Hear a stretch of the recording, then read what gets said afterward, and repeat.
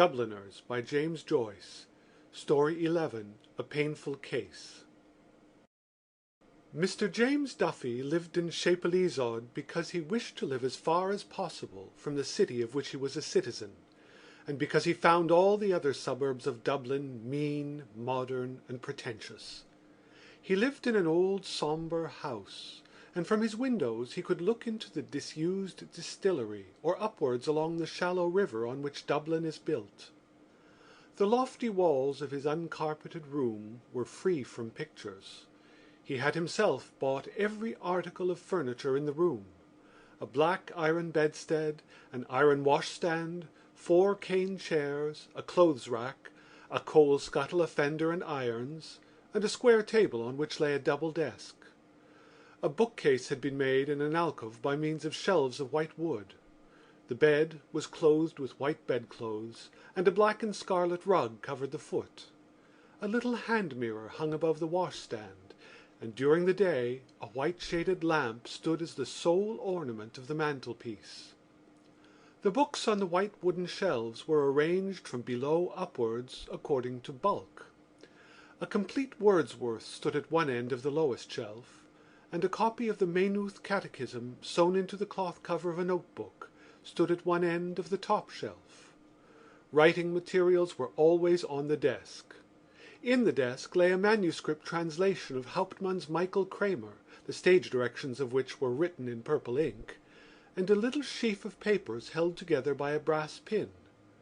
In these sheets a sentence was inscribed from time to time, and in an ironical moment the headline of an advertisement for Bile Beans had been pasted onto the first sheet. On lifting the lid of the desk, a faint fragrance escaped, the fragrance of new cedarwood pencils, or of a bottle of gum, or of an overripe apple which might have been left there and forgotten. Mr. Duffy abhorred anything which betokened physical or mental disorder. A medieval doctor would have called him saturnine. His face, which carried the entire tale of his years, was of the brown tint of Dublin streets. On his long and rather large head grew dry black hair, and a tawny moustache did not quite cover an unamiable mouth. His cheekbones also gave his face a harsh character, but there was no harshness in the eyes which, looking at the world from under their tawny eyebrows, gave the impression of a man ever alert to greet a redeeming instinct in others, but often disappointed. He lived at a little distance from his body, regarding his own acts with doubtful side-glasses. He had an odd autobiographical habit which led him to compose in his mind from time to time a short sentence about himself, containing a subject in the third person and a predicate in the past tense. He never gave alms to beggars, and walked firmly, carrying a stout hazel. He had been for many years cashier of a private bank in Baggot Street. Every morning he came in from Chapelizod by tram. At midday he went to Dan Burke's and took his lunch, a bottle of lager beer and a small trayful of arrowroot biscuits. At 4 o'clock he was set free. He dined in an eating-house in George's Street, where he felt himself safe from the society of Dublin's gilded youth, and where there was a certain plain honesty in the bill of fare. His evenings were spent either before his landlady's piano or roaming about the outskirts of the city. His liking for Mozart's music brought him sometimes to an opera or a concert. These were the only dissipations of his life. He had neither companions nor friends, church nor creed. He lived his spiritual life without any communion with others, visiting his relatives at Christmas, and escorting them to the cemetery when they died. He performed these two social duties for old dignity's sake, but conceded nothing further to the conventions which regulate the civic life. He allowed himself to think that in certain circumstances he would rob his bank, but as these circumstances never arose, his life rolled out evenly, an adventureless tale. One evening he found himself sitting beside 2 ladies in the rotunda. The house, thinly peopled and silent, gave distressing prophecy of failure. The lady who sat next to him looked round at the deserted house once or twice, and then said, "What a pity there is such a poor house tonight. It's so hard on people to have to sing to empty benches." He took the remark as an invitation to talk. He was surprised that she seemed so little awkward. While they talked he tried to fix her permanently in his memory. When he learned that the young girl beside her was her daughter, he judged her to be a year or so younger than himself. Her face, which must have been handsome, had remained intelligent. It was an oval face with strongly marked features. The eyes were very dark blue and steady. Their gaze began with a defiant note, but was confused by what seemed a deliberate swoon of the pupil into the iris, revealing for an instant a temperament of great sensibility. The pupil reasserted itself quickly. This half-disclosed nature fell again under the rein of prudence, and her astrakhan jacket, moulding a bosom of a certain fullness, struck the note of defiance more definitely. He met her again a few weeks afterwards at a concert in Earlsfort Terrace, and seized the moments when her daughter's attention was diverted to become intimate. She alluded once or twice to her husband, but her tone was not such as to make the allusion a warning. Her name was Mrs. Sinico. Her husband's great-great-grandfather had come from Leghorn. Her husband was captain of a mercantile boat plying between Dublin and Holland, and they had one child. Meeting her a third time by accident, he found courage to make an appointment. She came. This was the first of many meetings. They met always in the evening and chose the most quiet quarters for their walks together. Mr. Duffy, however, had a distaste for underhand ways, and finding that they were compelled to meet stealthily, he forced her to ask him to her house. Captain Sinico encouraged his visits, thinking that his daughter's hand was in question. He had dismissed his wife so sincerely from his gallery of pleasures that he did not suspect that anyone else would take an interest in her. As the husband was often away, and the daughter out giving music lessons, Mr. Duffy had many opportunities of enjoying the lady's society. Neither he nor she had had any such adventure before, and neither was conscious of any incongruity. Little by little he entangled his thoughts with hers. He lent her books, provided her with ideas, shared his intellectual life with her. She listened to all. Sometimes, in return for his theories, she gave out some fact of her own life. With almost maternal solicitude she urged him to let his nature open to the full. She became his confessor. He told her that for some time he had assisted at the meetings of an Irish socialist party, where he had felt himself a unique figure amidst a score of sober workmen in a garret lit by an inefficient oil lamp. When the party had divided into 3 sections, each under its own leader and in its own garret, he had discontinued his attendances. The workmen's discussions, he said, were too timorous. The interest they took in the question of wages was inordinate. He felt that they were hard-featured realists, and that they resented an exactitude which was the produce of a leisure not within their reach. No social revolution, he told her, would be likely to strike Dublin for some centuries. She asked him why did he not write out his thoughts. For what, he asked her with careful scorn. To compete with phrasemongers, incapable of thinking consecutively for 60 seconds? To submit himself to the criticisms of an obtuse middle class which entrusted its morality to policemen and its fine arts to impresarios? He went often to her little cottage outside Dublin. Often they spent their evenings alone. Little by little, as their thoughts entangled, they spoke of subjects less remote. Her companionship was like a warm soil about an exotic.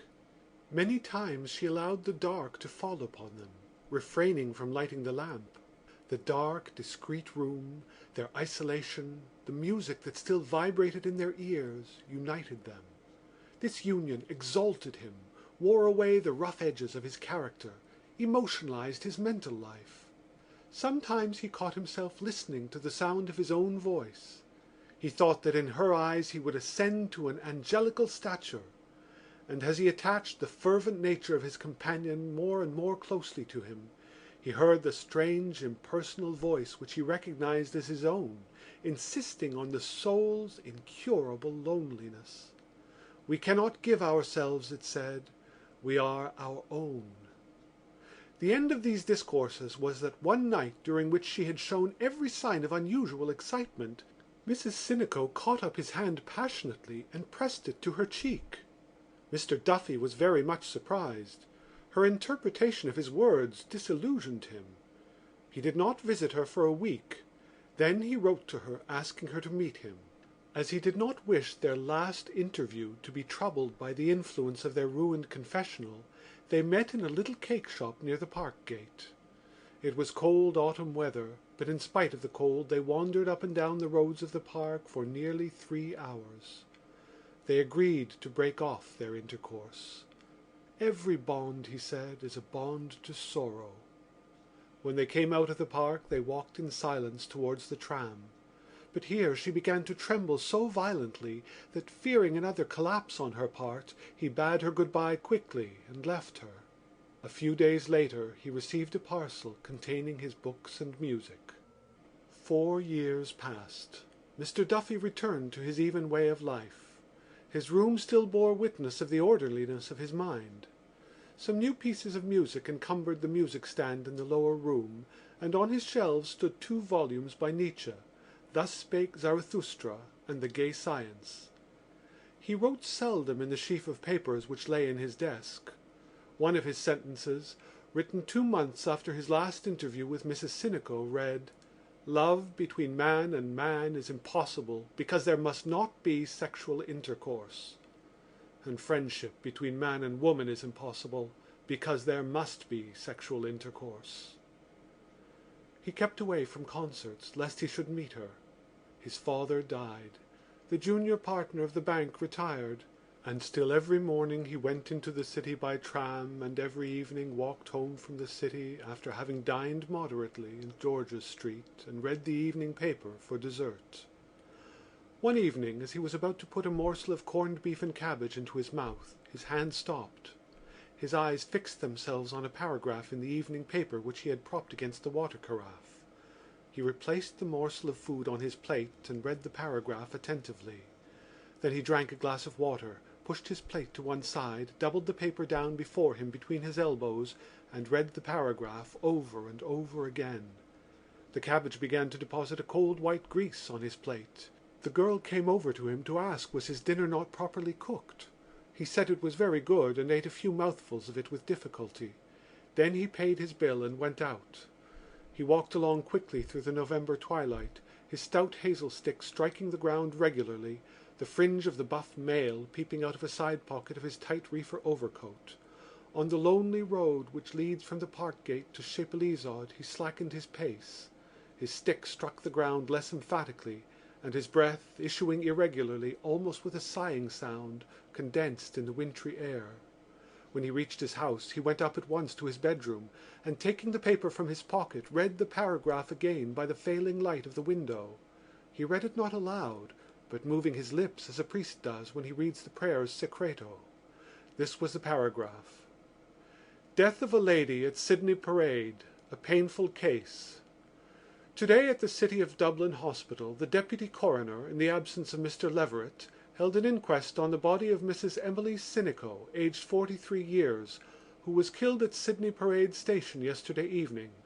The evidence showed that the deceased lady, while attempting to cross the line, was knocked down by the engine of the 10 o'clock slow train from Kingstown, thereby sustaining injuries of the head and right side which led to her death. James Lennon, driver of the engine, stated that he had been in the employment of the railway company for 15 years. On hearing the guard's whistle he set the train in motion, and a second or two afterwards brought it to rest in response to loud cries. The train was going slowly. P. Dunn, railway porter, stated that as the train was about to start he observed a woman attempting to cross the lines. He ran towards her and shouted, but before he could reach her she was caught by the buffer of the engine and fell to the ground. A juror: "You saw the lady fall?" Witness: "Yes." Police Sergeant Crowley deposed that when he arrived he found the deceased lying on the platform, apparently dead. He had the body taken to the waiting room pending the arrival of the ambulance. Constable 57 corroborated.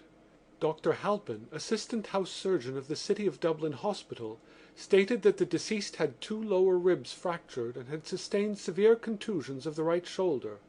The right side of the head had been injured in the fall.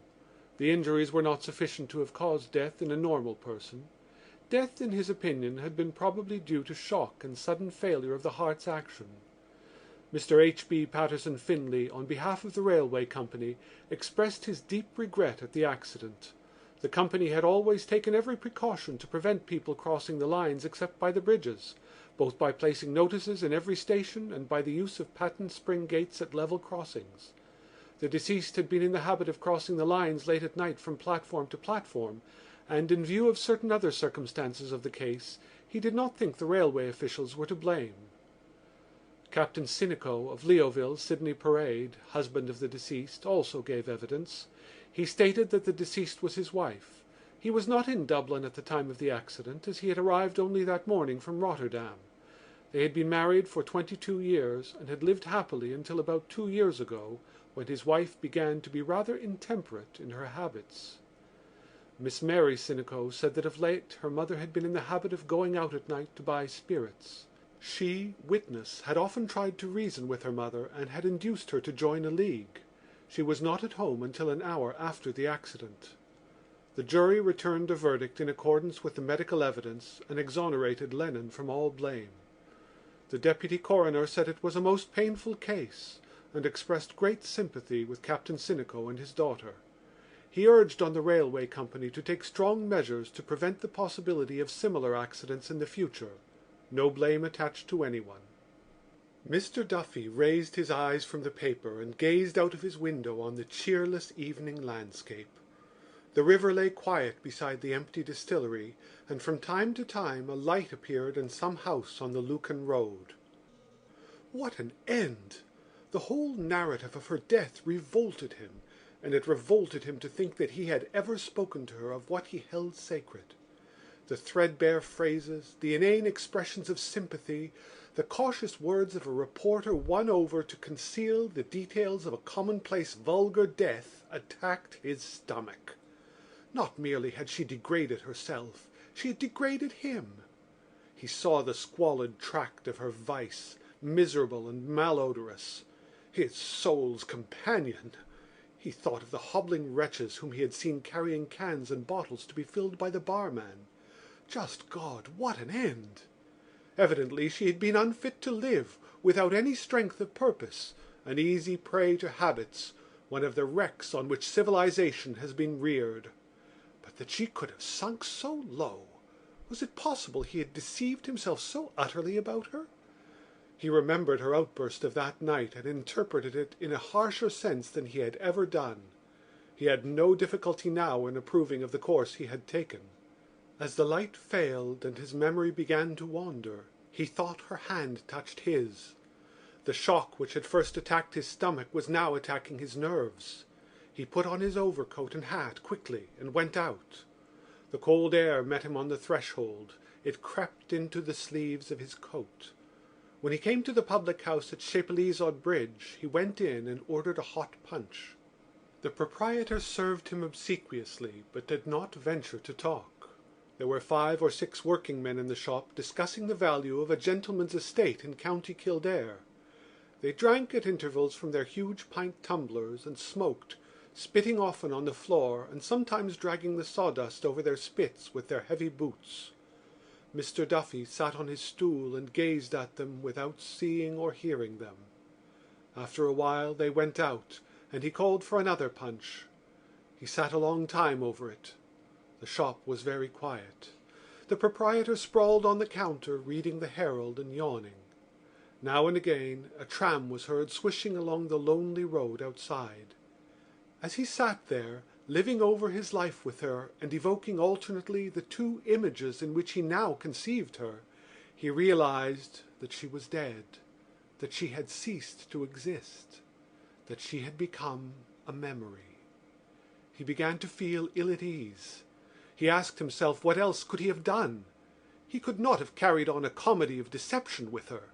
He could not have lived with her openly. He had done what seemed to him best. How was he to blame? Now that she was gone, he understood how lonely her life must have been, sitting night after night alone in that room. His life would be lonely too, until he too died, ceased to exist, became a memory, if anyone remembered him. It was after 9 o'clock when he left the shop. The night was cold and gloomy. He entered the park by the first gate and walked along under the gaunt trees. He walked through the bleak alleys where they had walked 4 years before. She seemed to be near him in the darkness. At moments he seemed to feel her voice touch his ear, her hand touch his. He stood still to listen. Why had he withheld life from her? Why had he sentenced her to death? He felt his moral nature falling to pieces. When he gained the crest of the Magazine Hill, he halted and looked along the river towards Dublin, the lights of which burned redly and hospitably in the cold night. He looked down the slope, and at the base, in the shadow of the wall of the park, he saw some human figures lying. Those venal and furtive loves filled him with despair. He gnawed the rectitude of his life. He felt that he had been outcast from life's feast. One human being had seemed to love him, and he had denied her life and happiness. He had sentenced her to ignominy, a death of shame. He knew that the prostrate creatures down by the wall were watching him and wished him gone. No one wanted him. He was outcast from life's feast. He turned his eyes to the grey, gleaming river winding along towards Dublin. Beyond the river he saw a goods train winding out of Kingsbridge Station, like a worm with a fiery head winding through the darkness, obstinately and laboriously. It passed slowly out of sight, but still he heard in his ears the laborious drone of the engine reiterating the syllables of her name. He turned back the way he had come, the rhythm of the engine pounding in his ears. He began to doubt the reality of what memory told him. He halted under a tree and allowed the rhythm to die away. He could not feel her near him in the darkness, nor her voice touch his ear. He waited for some minutes, listening. He could hear nothing.